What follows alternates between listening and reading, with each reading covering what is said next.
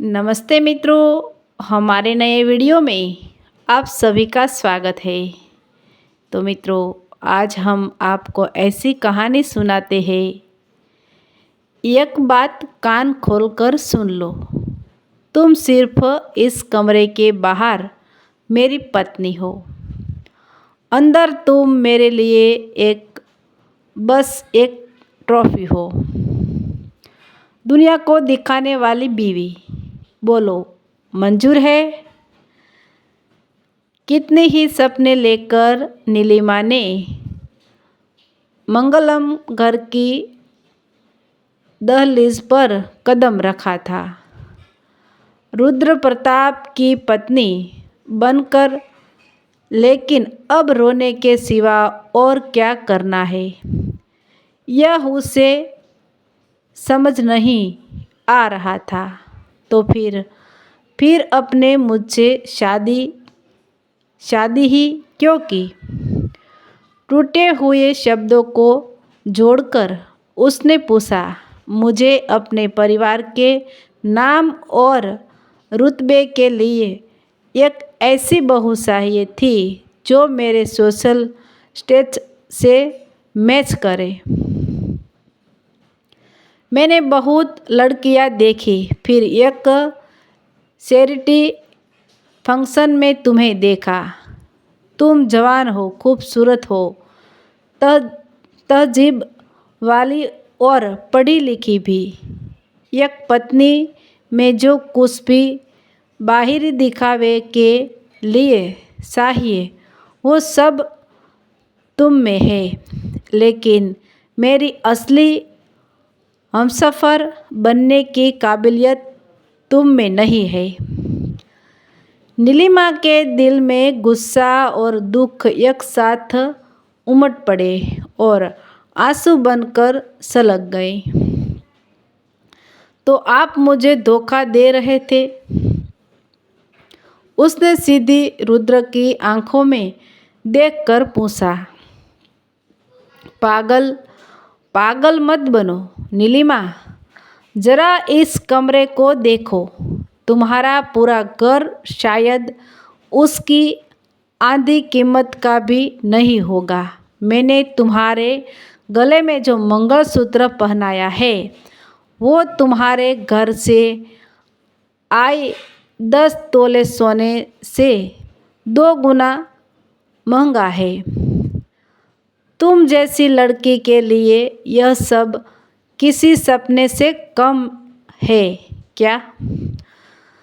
तुम्हें यहाँ हर वो आराम मिलेगा जो किसी भी लड़की का सपना होता है।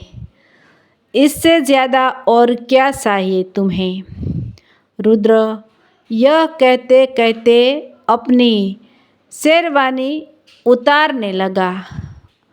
उसके मजबूत बदन पर पसीने की बूंदें चमक रही थी। उसने रिमोट उठाकर एसी और तेज कर दिया। नीलिमा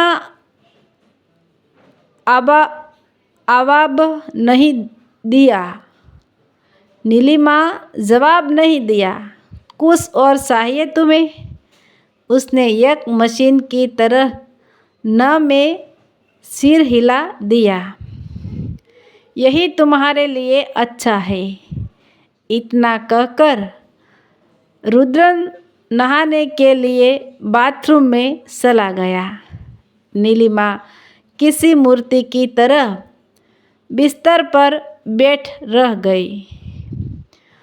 उसने कमरे की तरफ देखा। पैसे और दिखावे की यह चमक किसी भद्दे मजाक की तरह उसे घूर रही थी। वो एक सोने के पिंजरे में फड़फड़ाती चिड़िया जैसी महसूस कर रही थी।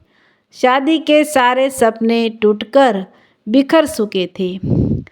रुद्रन का रिश्ता आया था तो उसने एक खूबसूरत जिंदगी के अपने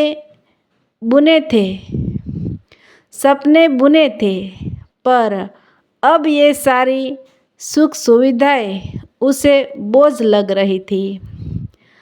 अभी भी देर नहीं हुई है, मैं यहाँ से भाग सकती हूँ, उसने सोचा और अपनी बहन को फ़ोन लगाया। क्या हुआ नीली? अरे तुझे पता है, तुम्हारी विदाई के बाद विवेक जीजू की माँ आई थी। रुद्र ने शादी से पहले ही उनसे बात कर ली थी। हमारा सारा कर्जा चुका दिया है। अब कल विवेक मुझे और माँ को लेने आ रहे हैं। शिवा दीदी की आवाज़ में खुशी थी, लेकिन नीलिमा का दिल और डूब गया। अपनी तकलीफ छिपाते हुए उसने पूछा, देवू छोटी बहन कैसी है? वही तो असली खुशखबरी है। रुद्र ने उसकी बची हुई सारी फीस भर दी है।